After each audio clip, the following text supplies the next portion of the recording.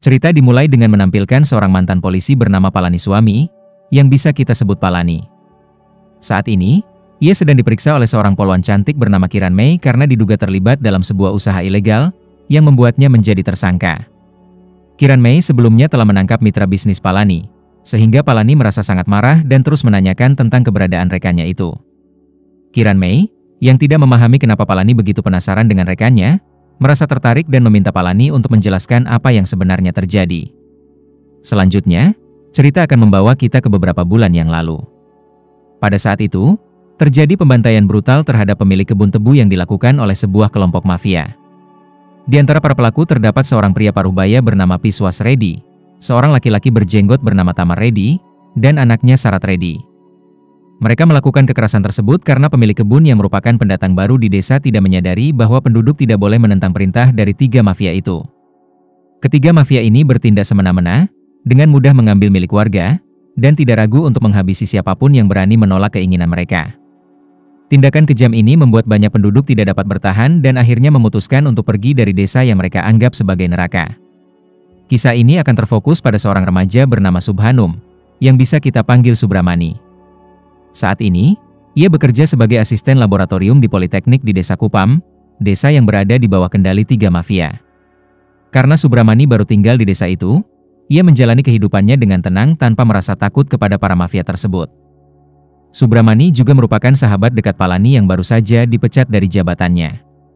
Walaupun Palani mengalami kesulitan dalam hidupnya, kehadiran Subramani memberinya semangat. Selain memiliki teman baik, Subramani juga menjalin hubungan dengan seorang wanita cantik bernama Depi. Namun di balik hubungan yang tampak harmonis tersebut, terdapat kesedihan karena penghasilan Subramani lebih rendah dibandingkan Depi. Subramani, yang ingin memberikan kebahagiaan untuk Depi, berjanji akan mendapatkan lebih banyak uang di masa depan. Dalam sebuah kesempatan, Subramani sengaja bertemu dengan seorang pria yang sedang dikejar oleh anak buah Sarat. Pria tersebut meminta bantuan kepada Subramani, dan Subramani, yang menerima permohonan itu langsung memberikan pertolongan.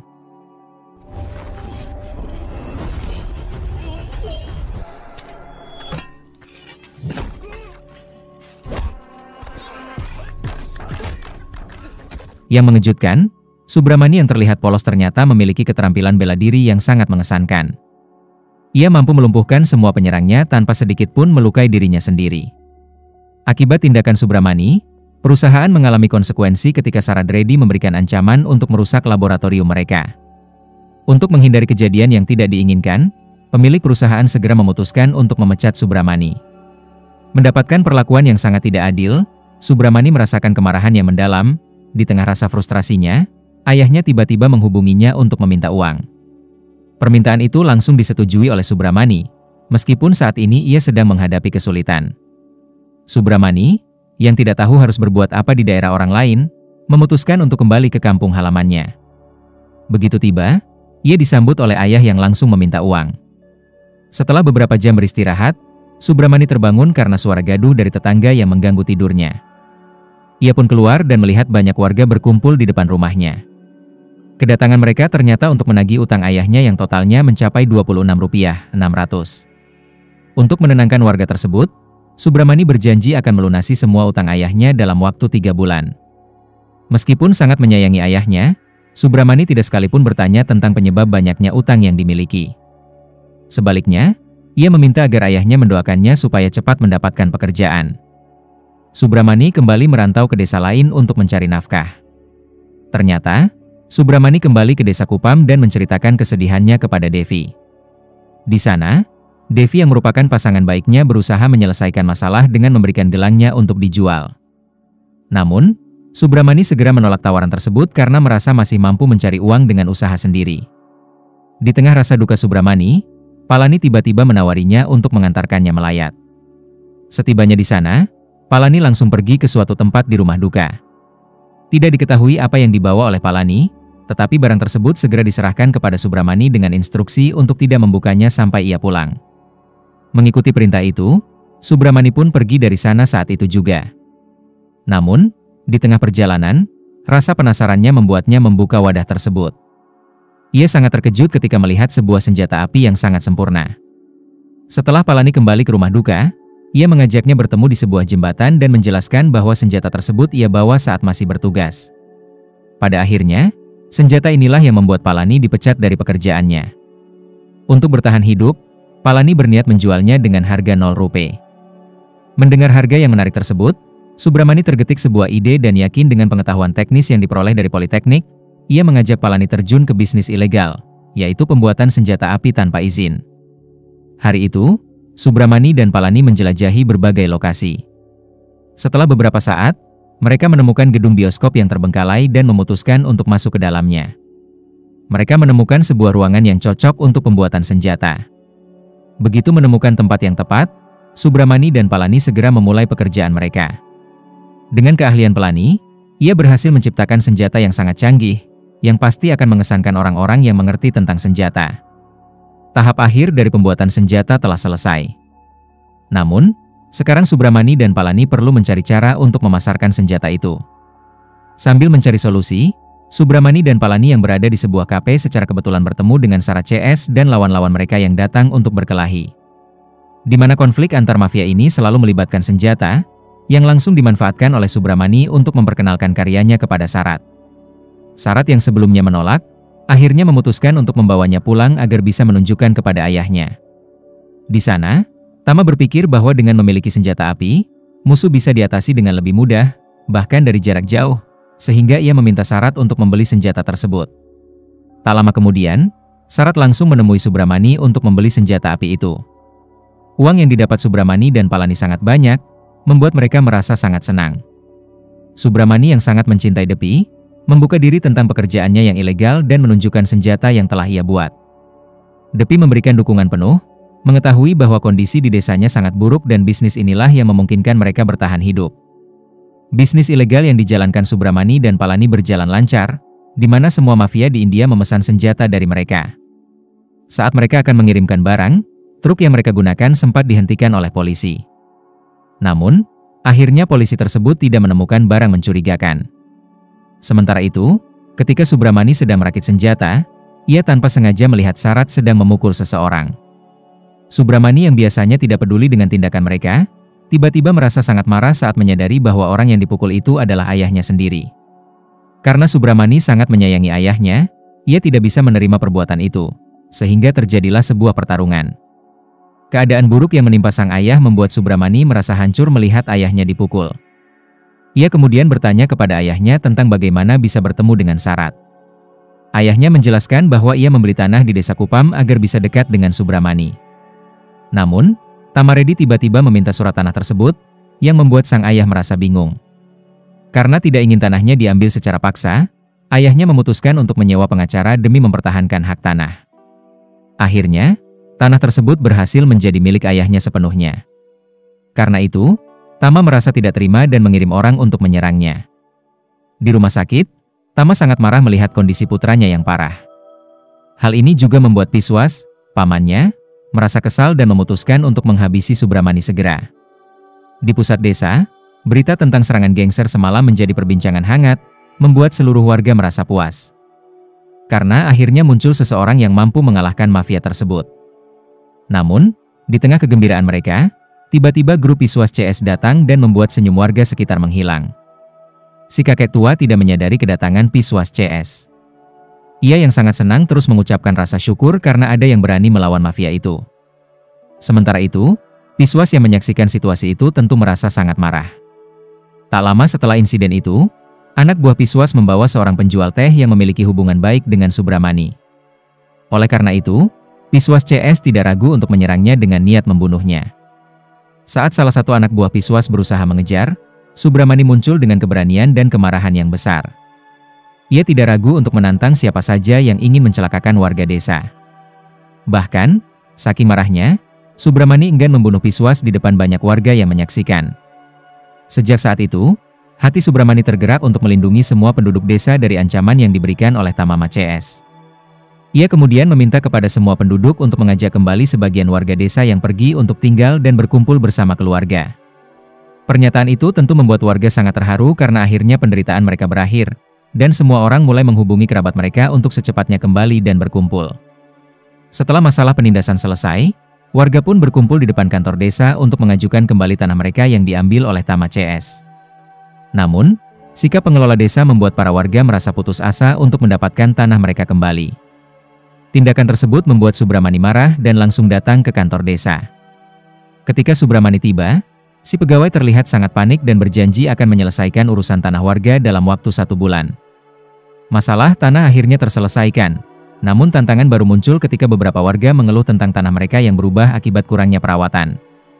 Keluhan itu membuat Subramani berpikir keras, sehingga ia memutuskan untuk memperluas bisnis ilegalnya agar tetap dapat memberikan nafkah kepada beberapa warga yang membutuhkan. Dengan penuh keyakinan, Subramani, yang selalu didampingi Palani, menyewa sebuah pabrik genteng. Namun di balik semua itu, Subramani juga membuat ruang rahasia untuk memproduksi senjata api.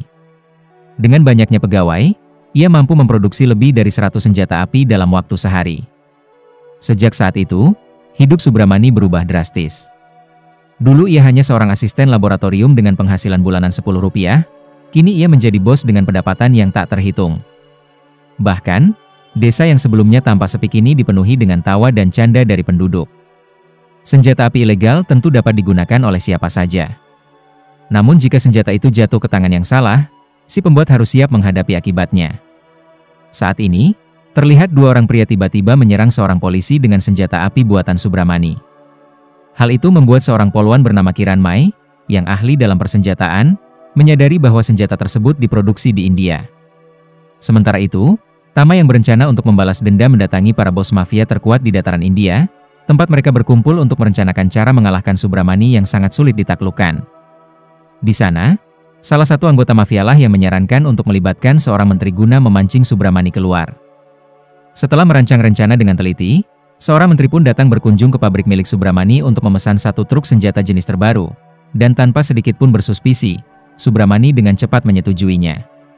Setelah menerima uang muka, Subramani segera mengirimkan 1 truk senjata ke tempat yang telah ditentukan. Ketika semua pembayaran diterima, Subramani dan Palani terkejut melihat banyak anak buah Tama datang dengan masing-masing membawa senjata. Meskipun banyak anak buah Tama sudah siap dengan persenjataan mereka, Subramani tetap tenang. Ia malah mengeluarkan senjata andalannya, seakan sudah bisa memprediksi situasi ini.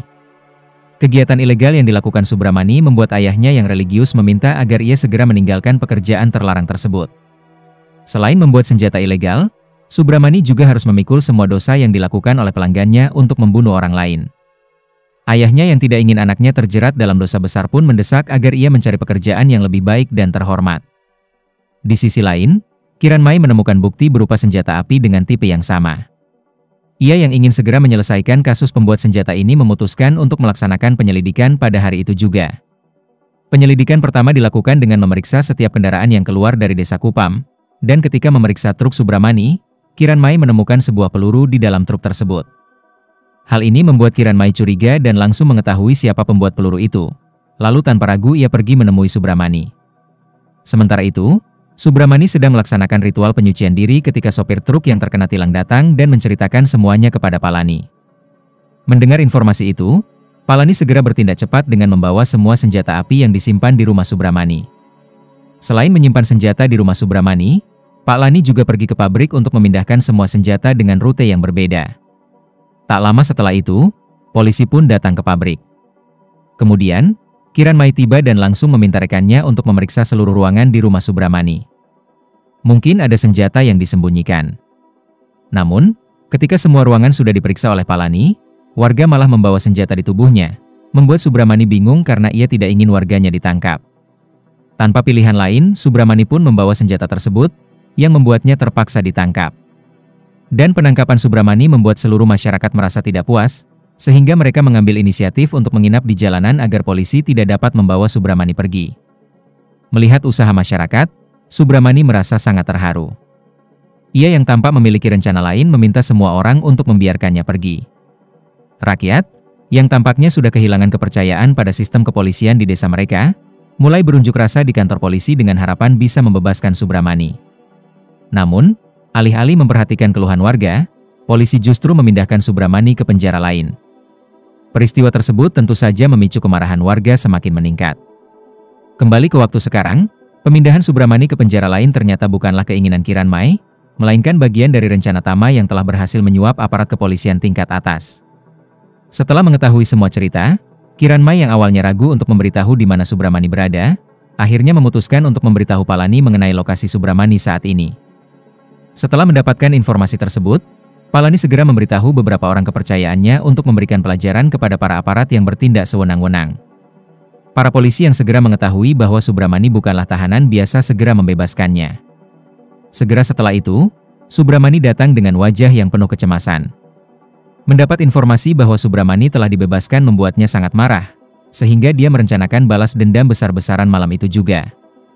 Tanpa berlama-lama, Tama dan kawan-kawan hadir di acara ritual yang diadakan oleh ayah Subramani, di mana Tama yang sejak awal sudah terbakar oleh amarah langsung melakukan aksinya. Dengan tidak merasa puas, Tama menyiksa ayah Subramani dengan mengikat tangannya di belakang mobil, lalu mengemudikan mobilnya mengelilingi lapangan sehingga sang ayah pun tewas. Setelah semua warga yang hadir dalam ritual tersebut dibinasakan, Subramani akhirnya tiba dan terkejut melihat puluhan warga serta ayahnya menjadi korban kebiadaban Tama. Dia rela menghadapi kehilangan orang-orang yang bersalah. Subramani bertindak nekat dengan membuat beberapa senjata barunya untuk menyerang balik Tama. Kali ini, ia berniat untuk membalas dendam sendirian. Setelah semua persiapan selesai, Subramani segera bergerak dan di tengah pertarungan itu, sayangnya Depi menjadi sandera para mafia, yang membuat Subramani sedikit kesulitan dalam menyerang. Namun, Subramani bukanlah orang yang kekurangan ide. Dengan kemampuannya, ia mampu menyelamatkan istrinya meskipun dirinya sendiri terkena tembakan. Tidak menyerah begitu saja, Subramani berusaha keras untuk menyerang Tama di mana pertarungan sengit pun berlangsung. Di detik-detik terakhir, Subramani merasa lelah, namun tiba-tiba muncul sebuah rencana dalam pikirannya yang segera ia laksanakan. Pertarungan itu berakhir dengan kemenangan bagi orang yang berhati mulia, di mana semua kejahatan yang dilakukan Tama berakhir pada pertempuran yang bersejarah ini. Dengan kemenangannya, Subramani mampu mengembalikan kehidupan warga yang dipenuhi dengan tawa dan kebahagiaan. Sebuah akhir yang sangat memuaskan bagi Subramani.